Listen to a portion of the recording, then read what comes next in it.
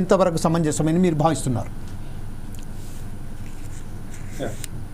ముందుగా మీకు fourth street ప్రేక్షకులకి అలాగే ప్యానల్ పెద్దలకి నమస్కారం. ఈరోజు ఏదైతే వక్ఫ్ బిల్లు పార్లమెంట్ లో చర్చకు వచ్చిందో ఇది మనకు తెలుసు. దీనికంటే ముందుగా ఈ వక్ఫ్ బిల్లులో కొన్ని అమెండ్మెంట్స్ చేయాలి. దాంట్లో కొన్ని మిస్యూజ్ అవుతా ఉన్నాయి, ప్రాపర్టీస్ మిస్యూజ్ అవుతా ఉన్నాయి. దాంట్లో ఇంకొకటి ఏంటంటే ముస్లిం జనాభాలో ఒక 20% మాత్రమే దీన్ని ఉపయోగించుకొని దాన్ని అన్యాక్రాంతం చేస్తా ఉన్నారు, మిస్లీడ్ చేస్తా ఉన్నారు, వాళ్ళ పేర్ల మీద రాయించుకుంటా ఉన్నారు, వాళ్ళే అనుభవిస్తున్నారు. మిగతా 80% ముస్లిం పేదరికంలో ఉన్న ముస్లింస్ కి అది వర్తించేటట్టుగా చేస్తలేరు, అనుభవించేటట్టుగా చేస్తలేరు. వాళ్ళు మాత్రం అలాగే ఉంటా ఉన్నారు. వాళ్ళు పేదరికంలో అట్లాగే మగ్గుతా ఉన్నారని చెప్పేసి ఈరోజు ఈ వక్ఫ్ ప్రాపర్టీ కానీ వక్ఫ్ బిల్లు కానీ తీసుకొచ్చి దాని మీద జేపీసీ వేశారు. జాయింట్ పార్లమెంటరీ కమిటీ వేసాక చర్చలన్నీ అయిపోయిన తర్వాత కొన్ని అమెండ్మెంట్స్ చేయాలి.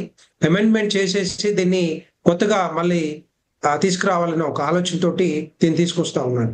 ఇదంతా కూడా ఏంటంటే ఒక ముస్లింస్ టార్గెట్ చేయడం కాదు, ముస్లిం అందరూ కూడా అనుభవించేటట్టుగా, అందరూ బాగుపడేటట్టుగా, అందరూ అభివృద్ధి చెందేటట్టుగా, అందరికీ ఈ ఫలాలు అందేటట్టుగా చేస్తున్న ఈ చేంజెస్ ఏవైతే ఉన్నాయో ఈ బిల్లులో అవన్నీ కూడా అందరి కోసం, వాళ్ళ కోసం ఉపయోగపడేటట్టుగా. ఎందుకంటే మనం తెలుసు ఈ బిల్లులు ఈ వక్ఫ్ బోర్డులో ఉన్న వాళ్ళంతా కూడా పెద్దవాళ్ళు ఉంటారు. చాలా వరకు నేను ఇంతకుముందు చెప్పినట్టుగా 20% పైన వాళ్ళ మనుషులే ఉంటారు. వాళ్ళు చెప్పిందే వేదం, వాళ్ళు పాడిందే పాట, వాళ్ళు అనుకున్నదే మరి చేస్తా ఉన్నారు తప్పితే పేద వర్గాలు ఎవరైతే ముస్లిమ్స్ ఉన్నారో వాళ్ళకి ఎక్కడ కూడా చెందట్లేదు. మనం ఎగ్జాంపుల్ తీసుకుంటే ఒక హైదరాబాద్ లోనే మనం చిన్నప్పటి నుంచి చూసినా ఇప్పుడు చూసినా కూడా అట్లాగే ఆ ముస్లిమ్స్ ఆ పేదరికంలో మగ్గుతూనే ఉన్నారు, అదే పనులు చేసుకుంటున్నారు. పండ్ల వ్యాపారులు, పూల వ్యాపారులు, చిన్న చిన్న వ్యాపారాలు చేసుకుంటూ చిన్న గల్లీలో నివసిస్తూనే ఉన్నారు.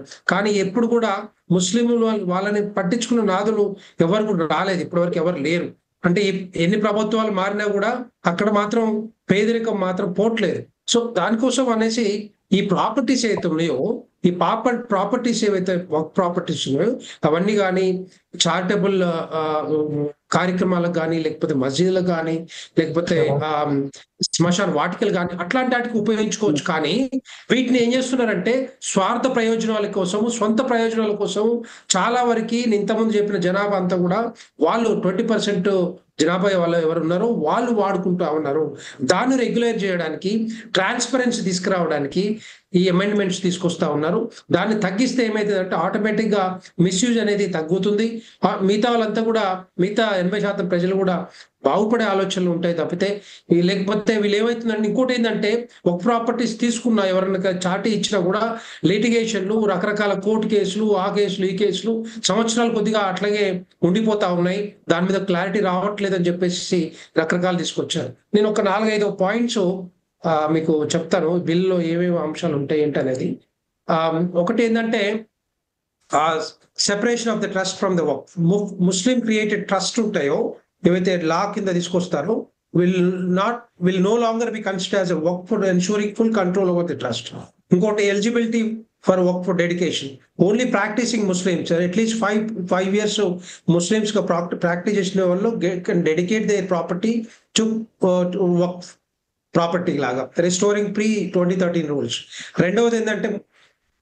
మూడవది ఏంటంటే technology and central portal. Centralized portal will automatically వర్క్ ప్రాపర్టీ మేనేజ్మెంట్ కానీ ఇంప్రూవ్ చేయడం, ఎఫిషియన్సీ ఇంప్రూవ్ చేయడానికి కానీ, ట్రాన్స్పరెన్సీ కానీ.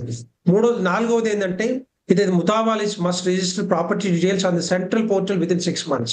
ఏదైతే ప్రాపర్టీస్ ఇచ్చిర్రో డెఫినెట్ గా కలెక్టర్ ఎవరైతే ఉన్నారో వాళ్ళ కింద రిజిస్టర్ చేస్తే అది కొంత రెగ్యులేట్ అయ్యే అవకాశాలు ఉంటాయి, మిస్యూజ్ కాకుండా ఉండే అవకాశాలు ఉంటాయి. తర్వాత గవర్నమెంట్ ల్యాండ్ కానీ డిస్ప్యూట్స్ ఏవైతే ఉన్నాయో అవన్నీ కూడా డిస్ట్రిక్ట్ కలెక్టర్ వాళ్ళు ఆ ర్యాంక్ కలెక్టరే ఇన్వెస్టిగేట్ చేయాలి. ఆ ప్రాపర్టీస్ ని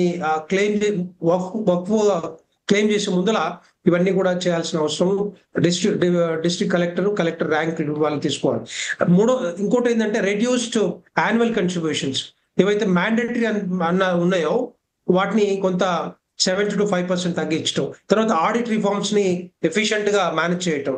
తర్వాత ఇంకోటి ఏంటంటే లాస్ట్లో ఆర్బిటరీ ప్రాపర్టీ అవుతున్నాయో సెక్షన్ 46 అది తీసేసి వక్ఫ్ బోర్డు కింద కాకుండా ప్రాపర్టీస్ ఏవైతే ఉన్నాయో దాని కిందకు వచ్చేటట్టుగా అది ఒకటి చేయటం. తర్వాత లిమిటేషన్స్ ఏవైతే ఉన్నాయో ఇంతకుముందు చెప్పినట్టుగా ప్రొలాంగ్డ్ లిటిగేషన్స్ ఏవైతే ఉన్నాయో అన్ని కూడా తీసేసి దాన్ని తొందరగా క్లోజ్ చేసేటట్టుగా. సో ఇవన్నీ కూడా ఏంటంటే లీగల్ పాయింట్స్ ఏవైతే ఉన్నాయో వాటిని అమెండ్ చేసుకుంటూ ఈరోజు మరి లోక్సభలో చర్చ పెడతా ఉన్నారు. ఒకసారి దీంట్లో మనకు తెలుసు, ఎందుకంటే ఇది ముస్లిం కమ్యూనిటీస్ నుంచి వచ్చిన డిమాండ్ మేరకే దీన్ని తీసుకొచ్చారు. ఏదైతే మెజారిటీ ముస్లిమ్స్ ఉన్నాయో, ముస్లిం వర్గాలు ఉన్నారో వాళ్ళు తీసుకొచ్చిన డిమాండ్ మేరకే దీన్ని వక్ఫ్ ప్రాపర్టీని వక్ఫ్ బోర్డుని అమెండ్మెంట్ చేస్తా ఉన్నారు.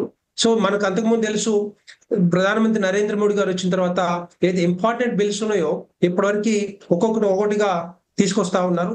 దాంట్లో ముఖ్యంగా ముస్లిం మహిళా వర్గాలకి ఒక ఇంపార్టెంట్ బిల్ ఏదైతే ట్రిపుల్ తలాక్ ఉందో అది ఎప్పుడు ఎవరు డేర్ చేయని పరిస్థితి ఒకప్పుడు ఉండేది. కానీ భారతీయ జనతా పార్టీ కేంద్ర ప్రభుత్వం వచ్చిన తర్వాత ముస్లిం మహిళలకి ఏదైతే అవమానం జరుగుతా ఉందో, ఏదైతే తలాక్ ఏదైతే విడాకులు అని చెప్పేసి ట్రిపుల్ తలాక్ తీసుకొచ్చారో దాన్ని ఇప్పుడు కంట్రోల్ గా కంప్లీట్ గా వచ్చిన తర్వాత ముస్లిం మహిళా సమాజం అంతా కూడా డెఫినెట్ గా